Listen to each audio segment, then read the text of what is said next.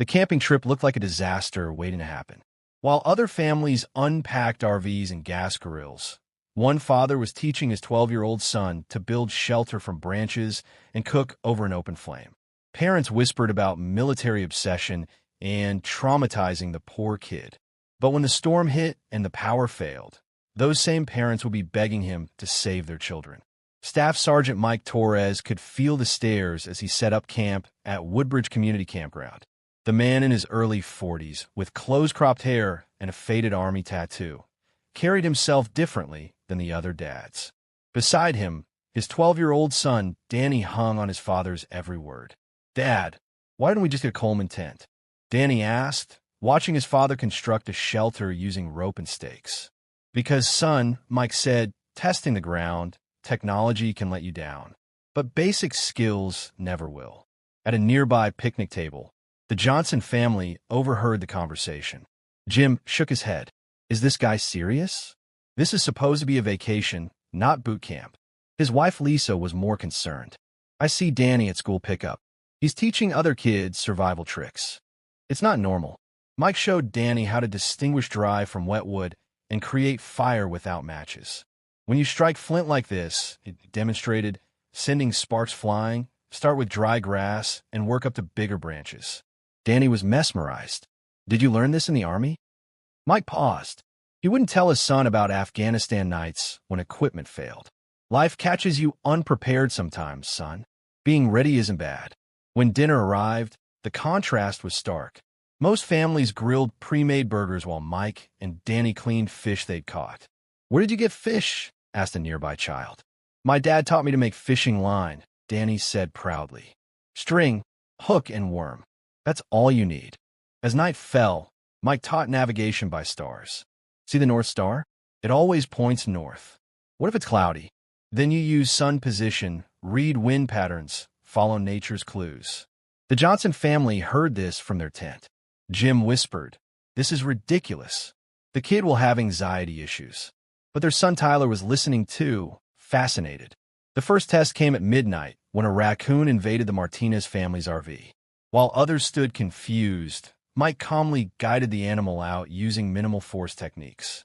"How did you know how to do that?" Sophia's father asked. "Same principles as any tactical situation. Stay calm, understand the threat, use minimal force." The next morning brought more criticism. 3 mothers clustered at the bathroom facility. "That Torres man is turning camping into military exercise," one said. "Poor Danny doesn't know normal games," another added. "Someone should call child services." But they fell silent when Danny appeared, helping an elderly camper whose wheelchair was stuck. He'd fashioned a lever system using branches to free the wheels. "Where did you learn that?" the gentleman asked. "My dad teaches problem solving. Look at what you have, figure out what you need." Later, Lisa Johnson confronted Mike while he taught water purification. "Mr. Torres, I'm concerned about things Danny teaches my son. Tyler talks about escape routes and situational awareness. These aren't normal for 8-year-olds. With respect, Mrs. Johnson, knowing exits and paying attention could save your child's life. You're making them paranoid. I'm making them prepared. There's a difference." That evening, Jim Johnson confronted Mike publicly during community dinner. "Torres, I don't know what trauma you're dealing with, but you can't project that onto these kids. Maybe think about whether survival training is healthy for your son." "Son, what do you think? Are you having fun?" Danny's voice was small. "I like learning, Dad, but maybe everyone thinks it's weird." Mike knelt down. "There's nothing weird about being prepared, but nothing wrong with others doing things differently." He addressed the group. "I apologize if my methods made anyone uncomfortable. Danny and I will keep activities to ourselves." But Sophia Martinez wasn't satisfied. That night, she snuck over to Danny by their fire. "I think what your dad teaches is cool," she whispered. "Really? My dad just fixes RV air conditioning." "Your dad fixes everything." Tyler Johnson joined them. "Danny, can you really make a compass from a needle?" "Yeah. Magnetize it and float on water. Always points north." "What if GPS stops working?" Tyler had never considered that.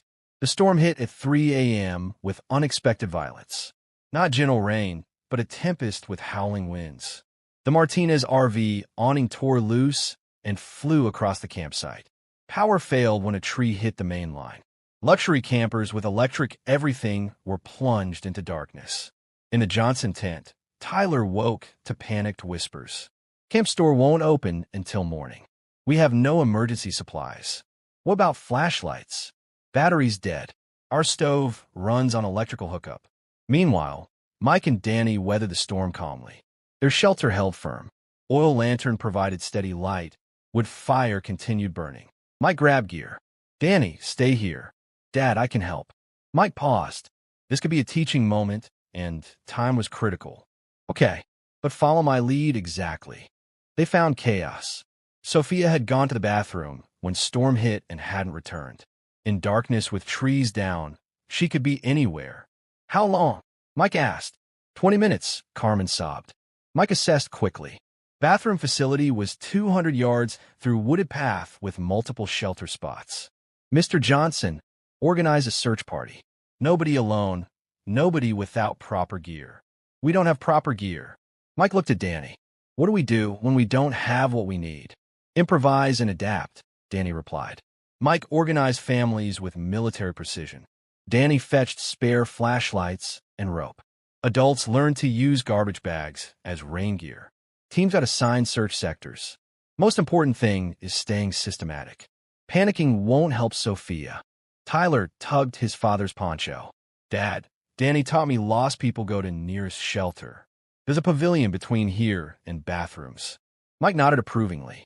Good thinking, Tyler. They found Sophia under the pavilion, cold but unharmed. She'd taken shelter when storm intensified, afraid to return in darkness. Carmen grabbed Mike's arm. Thank you. I don't know what we would have done. You would have figured it out. People are more capable than they think. With power out and gear damaged, the comfortable trip became legitimate survival. Other families looked to Mike for leadership. Torres, Jim swallowed his pride. What should we do? Some tent won't make it. Kids are cold and scared. Mike looked at faces illuminated by flashlight. Same people criticizing him hours earlier. Danny, first priority in emergency. Mike coordinated consolidating families into sturdiest shelters, creating windbreaks, building communal fire area. As hours passed, artificial barriers broke down. Children worked together, gathering firewood. Adults asked sincere questions about outdoor skills. Tyler, forbidden from survival stuff, now learned knots securing tarps. Sophia learned safe fire tending. Parents, humbled by events, understood what Mike taught. Mr. Torres, Lisa said at dawn, I owe you an apology. I've been so worried about keeping Tyler safe, I forgot about teaching capability. There's a difference, isn't there? Goal isn't making them fearful. It's making them confident. Before leaving, Jim approached Mike. I was wrong about what you teach, Danny. Would you teach our scout troop? We've been missing something important. Mike looked at Danny, helping Sophia's brother pack properly. What do you think, son? Want to share what you know? Danny grinned. Can we start with fire making? Driving home, Danny was quiet. Dad, were you scared when Sophia was missing? I was concerned, but not scared because we had skills to handle it. Is that why you teach me? So I won't be scared. I teach you to be prepared. When you're prepared, you face challenges with confidence, not fear. And you can help others too. That afternoon, Mike's phone rang constantly. Carmen Martinez wanted Sophia to learn outdoor skills. Other parents heard about scout meetings. By evening, Mike had scheduled 3 groups wanting preparedness training. Looks like you started something, Dad, Danny observed. We started something. Remember, you showed Tyler about compass, thought to check pavilion. You taught me first. Knowledge gets passed along. 2 weeks later, at the first scout meeting, Mike watched Danny confidently demonstrate fire starting to fascinated children and parents. Tyler raised his hand. Mr. Torres, my dad wants to learn changing tires without electric tools. He realizes he doesn't know much without electricity. Mike smiled. Great question, Tyler. That's exactly the thinking that keeps people safe. After the meeting, Lisa pulled Mike aside. Before that trip, I thought you were extreme. But watching these kids get confident and capable, maybe the rest of us have been too comfortable. Nothing wrong with comfort, Mrs. Johnson. But comfort without competence can be dangerous. Danny's lucky to have you. Mike watched his son teaching a younger child to coil rope with the same patience Mike had shown him. I think maybe I'm the lucky one. The camping trip that started as disaster waiting to happen had indeed been a disaster. But sometimes disasters reveal what really matters and who we are when lights go out. In his son's case, it revealed everything Mike hoped for: a young man ready for challenges, generous enough to help others face theirs too. That was worth more than any comfort or convenience. That was legacy.